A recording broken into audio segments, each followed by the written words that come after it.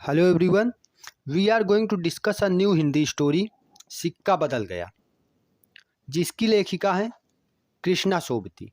यह कहानी विभाजन की त्रासदी का अत्यंत मार्मिक चित्रण करने वाली कहानी है। इस कहानी में विभाजन के समय जब भारत का विभाजन हुआ था उस पर चर्चा की गई है। उसकी जो तत्कालीन वास्तविक स्थिति थी उससे परिचय कराया है यहाँ पे कृष्णा सोबती जी ने। कृष्णा सोबती ने इस कहानी में मनुष्य की विवशता का अत्यंत करुण चित्रण किया है, जिसे हम साहनी के माध्यम से इस कहानी में देख पाते हैं।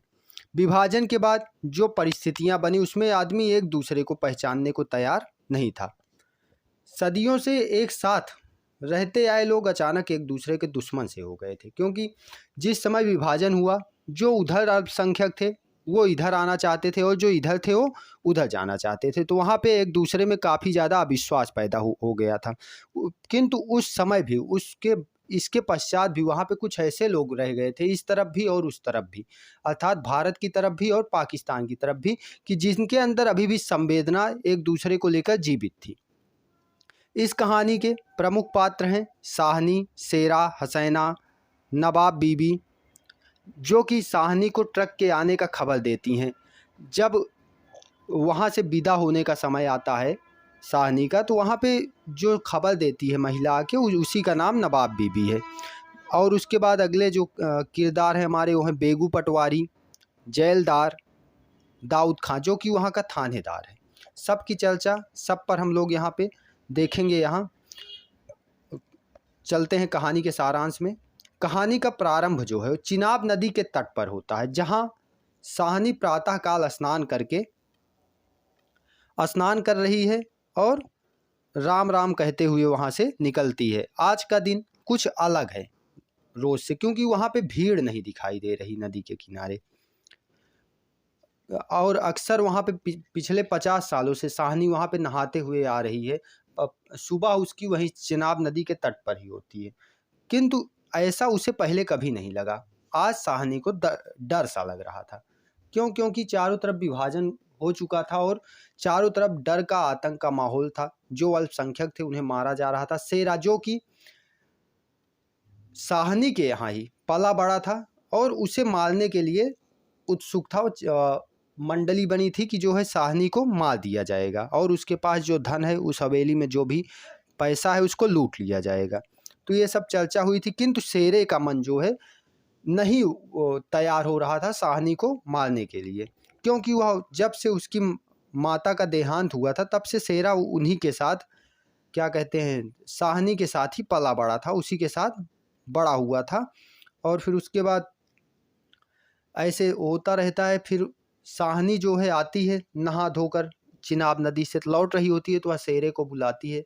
शेरा अपना जो उसका गड़ासा लिया रहता है उसको जल्दी से छिपा देता है और साहनी के सामने आता है। साहनी को ले जाकर वह हवेली तक पहुंचाता भी है। हवेली के पास जाकर साहनी बैठ जाती है। आज वह उठ नहीं पाती और शाम तक बैठी रहती है ऐसे ही। अंत में शाम हो जाती है। साहनी को जाना भी है छोड़कर, वह जाने को तैयार नहीं है। उसका मन जो है बिल्कुल तैयार नहीं, क्योंकि वह सोचती है कि इसी घर में आज से 50 वर्ष पूर्व मैं दुल्हन की तरह उतरी थी और आज यहीं से मुझे जाना हो रहा है। फिर जब वह विवश है क्योंकि जाने के लिए, तो वह जो है सोचती है कि जिस तरह से आई थी उसी तरह से यहाँ से जाऊंगी, गर्व के साथ अपने पूर्वजों की दहलीज लांघूंगी। तो वह जो है थोड़ा सा खुद को संभालते हुए आगे बढ़ती है, किंतु जो साहनी है उसका मन नहीं हो रहा है जाने को। सब लोग दुखी हैं और थानेदार, जो कि दाऊद खां है, वह आकर उससे कहता है साहनी से, कुछ रुपया पैसा ले लो, सोना चांदी ले लो। साहनी कहती है यहाँ से मैं कुछ नहीं ले जाऊंगी। तो सबको अपने विचारों पर पछतावा होता है, क्योंकि लोगों ने प्लान किया था कि साहनी का सब कुछ लूट लेना है। अब उन्हें पता चलता है कि जो कुछ भी है सब साहनी ने जो कुछ भी रखा है सब यहीं छोड़ के जा रही है। और फिर उसके बाद चलते समय सारे लोग जो है दुखी हैं, गम का माहौल है। साहनी का ट्रक आ चुका था। दाऊद खां उसे दहाड़ कर कहता है कि जो है साहनी चलो। वो भी अगर वह थानेदार ना होता तो शायद वह भी रो दिया होता, क्योंकि उसे अपने ओहदे का ख्याल करना है, इसलिए वह थोड़ा सा सख्त लहजे में साहनी से कहता है, साहनी चलिए टाइम हो गया है। और फिर शेरा जो कि उसे मारने को लालायित था, वह जो है साहनी के पैर छूता है और सभी लोग वहाँ से विदा लेते हैं। जाते समय सारा जनसमूह रो रहा था, छोटे बड़े बच्चे सब रो रहे थे। तो शेरा जब उसका पैर छूता है साहनी का, साहनी जो है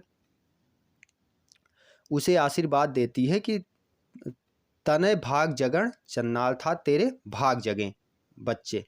और उसके बाद ट्रक चल पड़ता है और सब लोग देखते रह जाते हैं। तो इस प्रकार हमने देखा यहाँ पे कि किस तरीके से मनुष्य की विवस्था का वर्णन यहाँ पे कृष्णा सोबती जी ने, विभाजन के दौरान की स्थिति का वर्णन, मनुष्य की व्यवस्था किस तरह थी उसका वर्णन यहाँ पे कृष्णा सोबती जी ने किया है। मिलते हैं फिर अगले वीडियो में, तब तक के लिए धन्यवाद।